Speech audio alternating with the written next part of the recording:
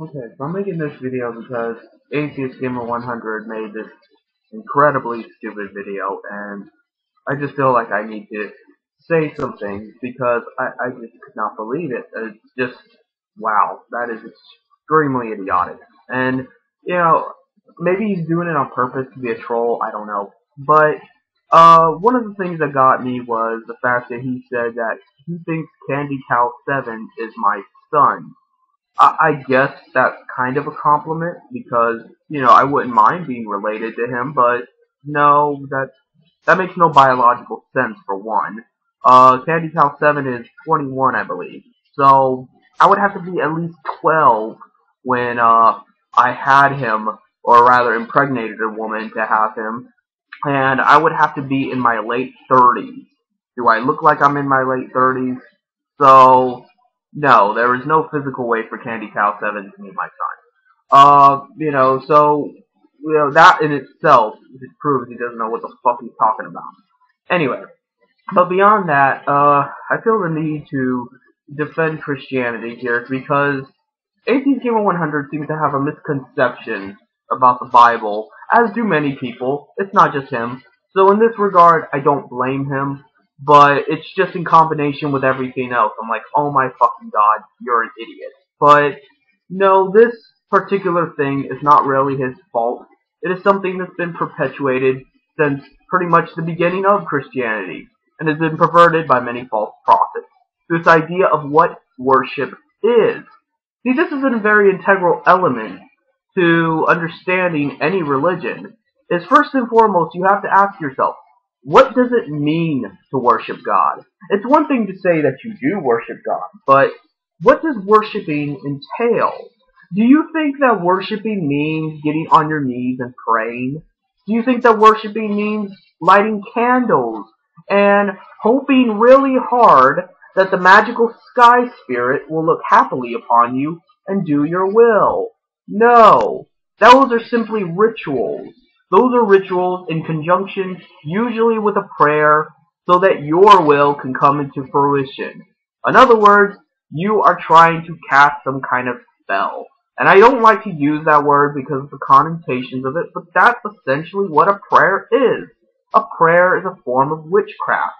So, understanding that is not worship in and of itself. It can have relations to worship. You can incorporate the witchcraft into the being that you worship, but what is worship itself? Worship is the acceptance of a spirit over your own. Worship is the submission, much like Islam translates into submission to Allah. The same way, all religions are the obedience and submission to this higher power that you want to be as. You want to be this spirit. You want to be this spirit's own will. Not your own will, the spirit's will. You want to be the will of that greater spirit because that greater spirit knows better than you. That greater spirit is of a higher wisdom, of a higher integrity, and a higher state of being than you. And the only way for your life to have any objective meaning, to have any reason to be, is for that spirit. That's what worship is. Worship is the practice of living up to the standards and the origin and the nature of that spiritual being. So, if that's what it means to worship God as described in the Bible God, then how do we go about worshiping God? Well, the Bible lays that out for you. It tells you how to live your life. It tells you how you can open the door to your heart to accept God. It tells you all the details about the rituals that God and His Son and the prophets and saints all went through in order for you to better understand God and the nature of God and things like that. That's how you worship God. Has nothing to do with going to church. Has nothing to do with praying. Has nothing to do with trying to convert other people. It is simply the submission to a higher willpower. And when you submit to that higher willpower, it changes you. And when it changes you, you, in theory, become a better person. Because you are a different person, and the person you were before was pretty shitty. So, that's all it is. It is simply the willful change of your metaphysical essence. Just as, like, I could change anything. Let's say I take a sandwich and I decide to add some different condiments to it. It is no longer the same sandwich. Is it a better sandwich? Well, that's up for discussion. But the fact is, it is something different than what once was. And that's how the spirit works. Our souls are determined preemptively of how they are. And then submission to God is adding in that extra. Whatever that extra is, what you want to call it, blah, blah, blah.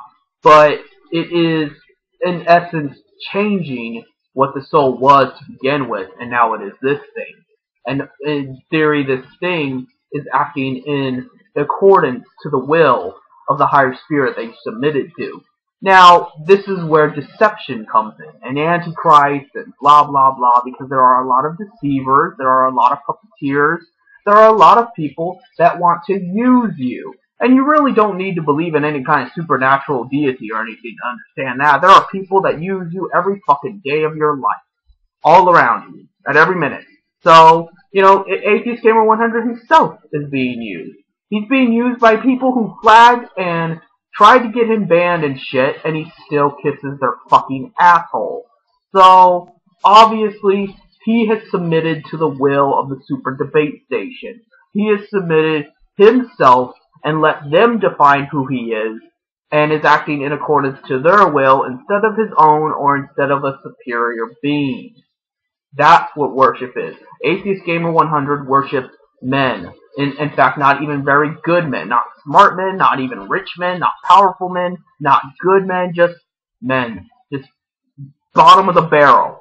And that's why he's doomed. It has nothing to do with the fact that whatever sins he committed, it's the fact that he has chosen to integrate himself into this negative principle. He has chosen to align himself with something less than God and something that God deplores.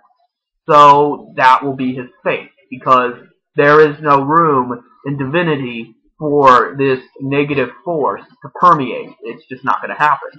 So, and you can argue that none of that exists. If you want to believe that there is no metaphysical essence to the universe, that there is no God and that there is no hell and blah, blah, blah, you're perfectly fine to, because you might be right. Because we're looking at God in a completely different sense than what was actually written in the Bible anyway. God is not Santa Claus. God is not just up there looking down at people, well, that guy was bad and that guy was good, and that's not how it fucking works, and it never suggested that it did. But because everybody has this misconstrued idea of what religion is anyway, maybe it's better that they don't believe anything at all. Because at least if they don't believe in anything at all, they're not being manipulated into believing in false prophets. Unfortunately, that doesn't mean they're not being led astray anyway, because they could just be led astray by completely secular reasoning. They can still be manipulated. They can